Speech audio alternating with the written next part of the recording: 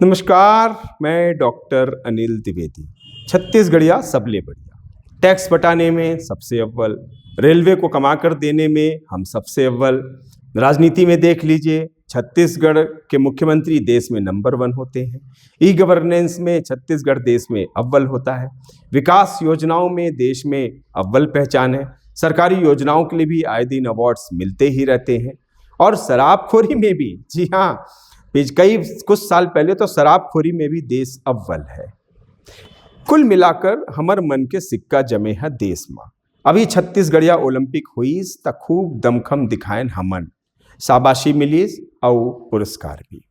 आप सोच रहे होंगे कि महाराज आज क्या पहेलियां बुझा रहे हैं, सीधे मुद्दे पर आ जाते हैं। तो आ जाते हैं मुद्दे पर। लिसन सीरियसली, अभी अभी एशियाई गेम्स खत्म हुए हैं। भारत ने पहली बार पदकों का शतक मारा है। क्या छोटे और क्या बड़े राज्य, सभी ने भारत के सीने में पदकों के तमगे चिपका दिए और विश्व को भारतीय राष्ट्रगान पर खड़ा होने को विवश कर दिया। पहले देखिए कि किस राज्य ने कितने पदक दिलाए भारत को। हरियाणा ने 44 पदक, महाराष्ट्र ने 31, तमिलनाडु ने 17, पश्चिम बंगाल ने 13, राजस्थान ने 13, केरल ने 11, यूपी 21, पंजाब 32, मध्य प्रदेश 10, आंध्र ने 9, हिमाचल प्रदेश ने 7, तेलंगाना ने 7, कर्नाटक ने 6, ओडिशा ने 3 पदक दिलाए। और ये हुए बड़े राज्य जिनके जांबाज खिलाड़ियों को हजारों सैल्यूट। अब कुछ लोग कहेंगे कि ये बड़े राज्य हैं, संसाधनों में हमसे आगे हैं, तो छोटे राज्यों को भी नाप लीजिए। मिजोरम ने 1 पदक दिलाया, उत्तराखंड ने 2, असम ने 2, झारखंड ने 4, मणिपुर ने 9। और ये सब वे राज्य जो हमसे भी छोटे हैं, कई सालों से हिंसा से ग्रस्त हैं, वहां सरकारें अस्थिर रहती हैं, लेकिन यहाँ के खिलाड़ियों ने भी अपने होम स्टेट और देश का नाम दुनिया में रोशन किया। तो बोलिए, धाकड़ है भाई, धाकड़ है। लेकिन हम छत्तीसगढ़ के लोग, पदक तो छोड़िए जनाब, एशियाई टीम तक में भी कोई छत्तीसगढ़िया जगह नहीं बना सका। 1-2 गेम्स में ट्रायल देने, टीम भेजने के लिए लेटर आया था, लेकिन खेल संघों ने रुचि ही नहीं दिखाई। टीम गई नहीं, ट्रायल हुआ नहीं, तो सिलेक्शन कहां से होता। हमारे दिमाग में बड़ा सवाल कौन रहा है कि खेल के मैदान में हम कब अव्वल होंगे। न सिर्फ देश में बल्कि अंतर्राष्ट्रीय फलक पर भी चमकने का कोई तो गौरव हमें हासिल हो। महज छत्तीसगढ़िया ओलंपिक तक हम सीमित होकर रह जाएंगे, इसका क्या मतलब। यदि यहां से निकलकर प्रतिभाएं अंतर्राष्ट्रीय स्तर पर देश को 1 पदक तक न दिला सके, इसलिए घर के कुएं से हमें बाहर निकलना होगा।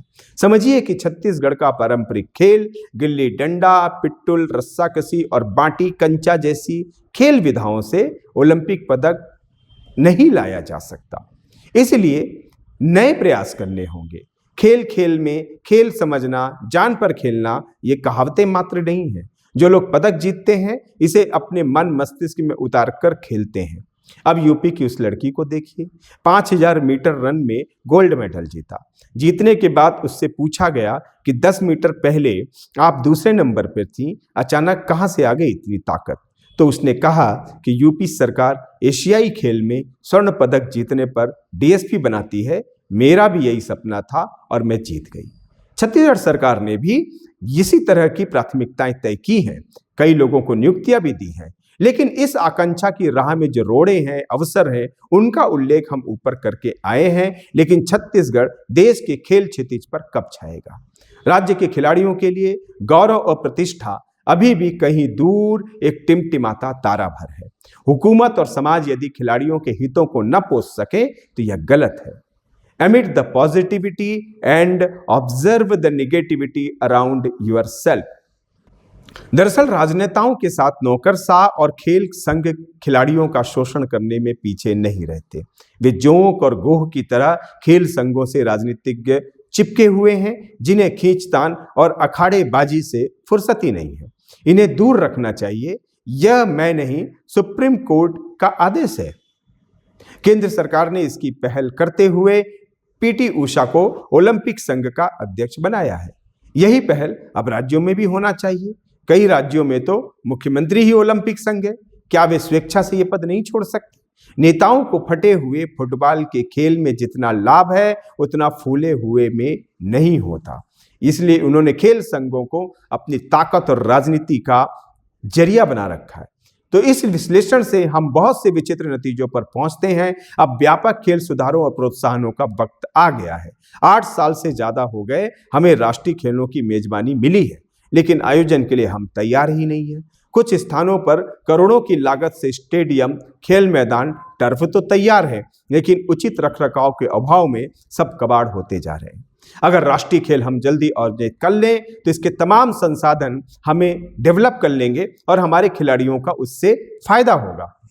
दरअसल हमें जड़ता के कारावास से बाहर निकलना होगा। छत्तीसगढ़ ने कई अंतर्राष्ट्रीय खिलाड़ी दिए, जैसे रुस्तम सारंग अंतिम खिलाड़ी थे जो नई दिल्ली में हुए राष्ट्रमंडल खेलों में शामिल हुए थे। इसके अलावा तंद्रा रॉय, नीता डुमरे, हर्षा साहू, सबा अंजुम, क्रिकेटर चौहान, आशीष अरोरा और रुस्तम सारंग जैसे अंतर्राष्ट्रीय खिलाड़ी किस कसरत से उभरे होंगे जो हमने देश को दिए। लेकिन इसके बाद यह लहर थम सी गई है। अभी चंद दिनों पहले जब एक राष्ट्रीय स्तर की पर्वतारोही को कांग्रेस मुख्यालय में सर्टिफिकेट लेते कतार में खड़े पाया तो काफी निराशा हुई। खिलाड़ियों को भी अपना मनोबल और संकल्प ऊंचा रखना होगा। युद्ध हो या खेल का मैदान, जोश झंडे से ही पैदा होता है। राष्ट्रवाद और पुख्ता हो जाता है, तभी तो ओलंपिक में पदक जीतने वाले भारतीय खिलाड़ी खुशी के आंसू रो पड़ते हैं। देखते हैं छत्तीसगढ़ कब खुशी के आंसू रोता है। आज के लिए बस इतना ही, फिर मिलेंगे। अगर मेरे वीडियो आपको पसंद आ रहे हों तो कृपया सब्सक्राइब जरूर कर लें, यही हमारी ताकत है। जय हिंद।